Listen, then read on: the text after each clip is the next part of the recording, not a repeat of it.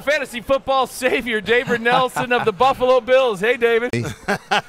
Joining us right now is one of my favorite people in the NFL, Pat Kirwan. Welcome, Pat. Thanks for having me. It's like good luck charm to see you guys. Good luck charm. What happened last year when you were with us that was so fortunate? Well, my life went good, and the book was selling pretty well, and no one fired me, and I've got about 6 NFL jobs. So the needle on the book moved, and you added a DVD this year. Well, you know what I did? After I left the book out the first year, I paid attention on my show to the questions that were coming in about the book. And when I got a pattern of the issues that the guys weren't comprehending, I went in front of a whiteboard and just did a tutorial. It's 3 hours long. I still haven't gotten it yet. I'm sorry. Send it to you. Give me your address. I'll mail one to you. No, I love the book, and I love Tim reading the book to me, so it's like I go back and forth. And the book, again, is Take Your Eye Off the Ball. How to know where to look. I don't want to butcher the title. No, and the thing about the game is I coached every level, high school, college, pro football. I know the game's not that hard to teach. I've taught guys that I never thought could learn anything. And so I just felt fans who've been deprived that.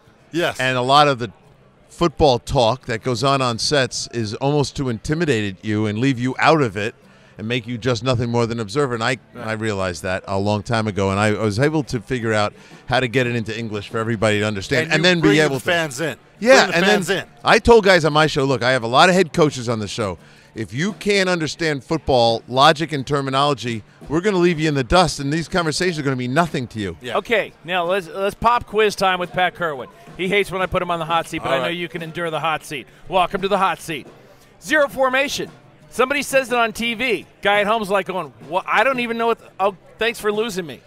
Yeah, well, first off, personnel groups. Look, there's a couple systems, but personnel groups, the way NFL people talk, are 2-digit systems. And the first number is the number of running backs in the game, and the second number is the number of tight ends. And since there are only 5 eligible receivers in a game, you assume how many receivers are in a game. So if I say 12 personnel – One running back, 2 tight ends. That leaves, do the math, 2 left. 2 wide receivers. You see, this is my point with Pat Kirwan with this book. And so if you'll understand that, let's use the Patriots.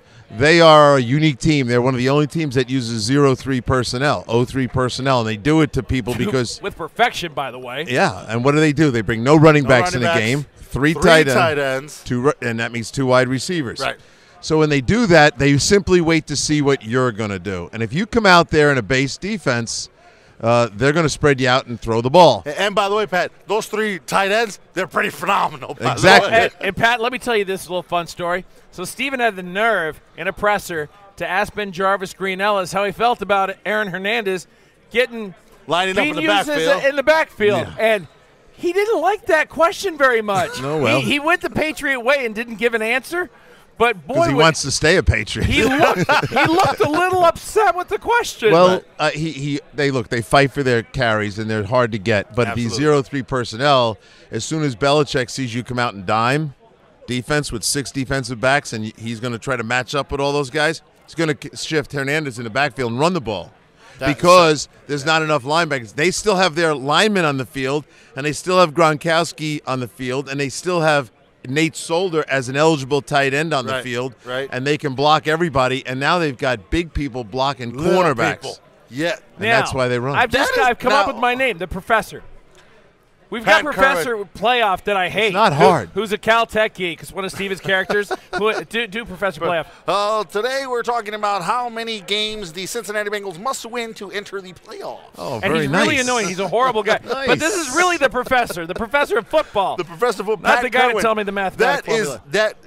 We got a lot of smart folks who watch the National Football League in the UK, and primarily a lot of our listeners. I do a lot of chats, and a lot of people from the UK call my smart folks, chats. aren't they? Yep, they like it. And Pat Kirwan, check out the book because the book is amazing. It teaches you things. It taught Jeff and I a lot of stuff. He knows he started with Jeff, but we have such Jeff. Look, I was a swimmer growing up, so he dragged me into the NFL, and I needed help. Yeah, and I was a rugby player for 10 years, so. A lot of times I'll get ruggers on and we'll talk about the analogy. So first off, the position. So they understand like a number 8, a lock, is an outside linebacker in the world of football.